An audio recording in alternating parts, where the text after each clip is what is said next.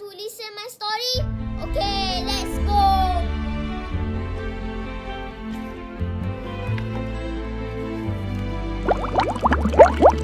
Missy and Bert Greensmith love each other very much, but something was missing, and that something was a chair.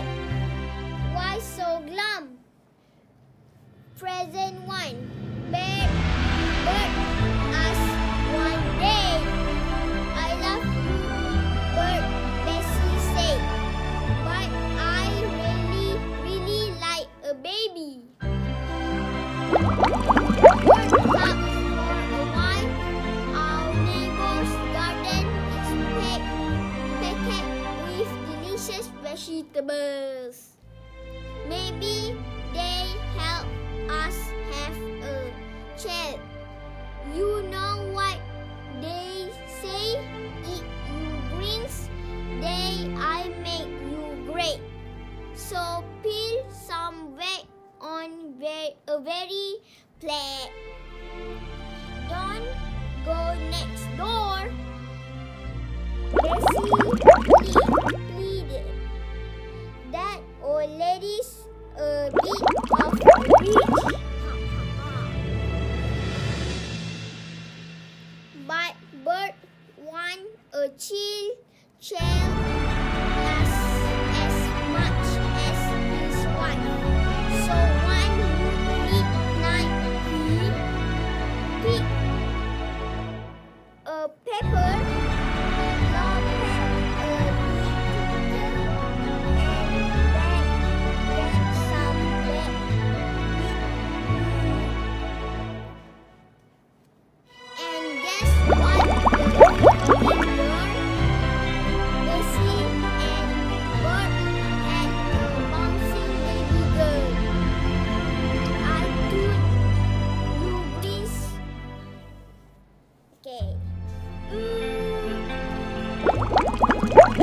But that night something terrible happened. The witch from next door snuck into the house and took the baby away. Steal from me and I steal from you, she cackled as witches do. Then she built a digging, doorless tower deep in the darkest wood and hid Rapunzel inside. Rapunzel was lonely, of course, but she also grew up to be very inventive. She had to be locked in a tower all day. She built herself a model railway, a cycle, a telescope, and made up 10 lists of songs. When the witch came to the tower, she stood at the bottom and yelled, Rapunzel, Rapunzel, let down your hair. Rapunzel's rosy gold hair had grown so long, all the witch had to do was clamber up. It was very uncomfortable, but Rapunzel was asked to eat. When can I go out and explore? She asked a very single day. But the witch always had the same answer. The world is full of rascals and robbers. They are stealing the hair of your head.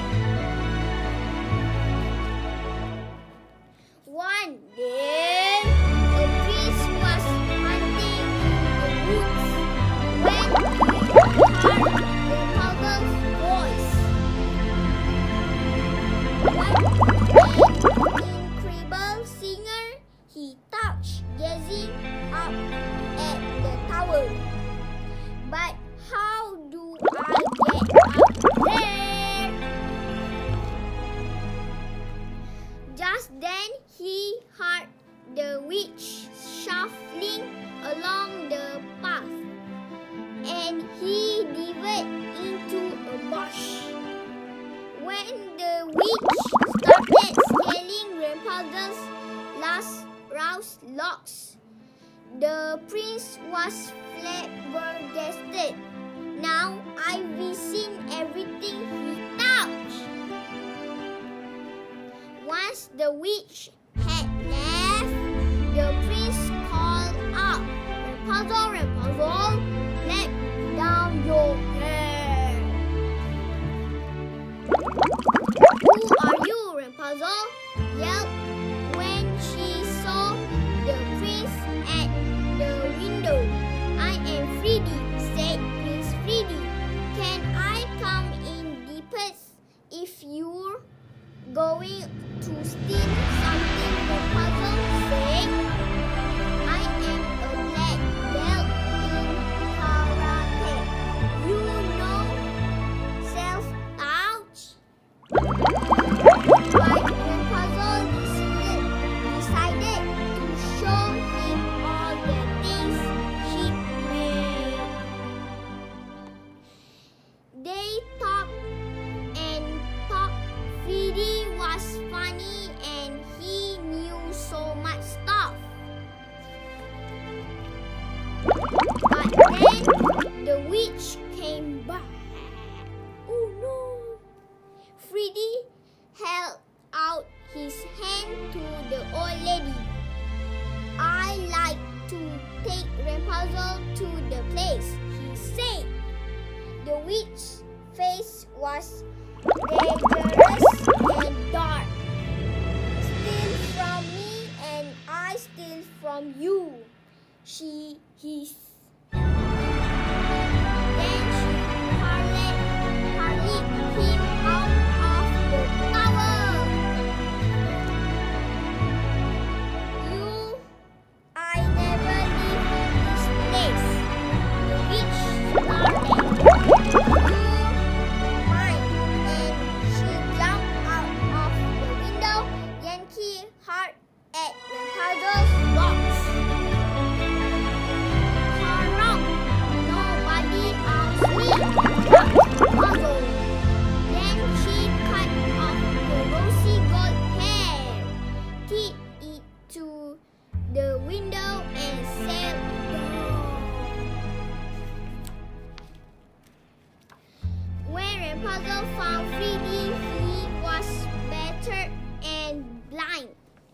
"I am so sorry. She is not your fault." Freddie smiled. "Please don't cry."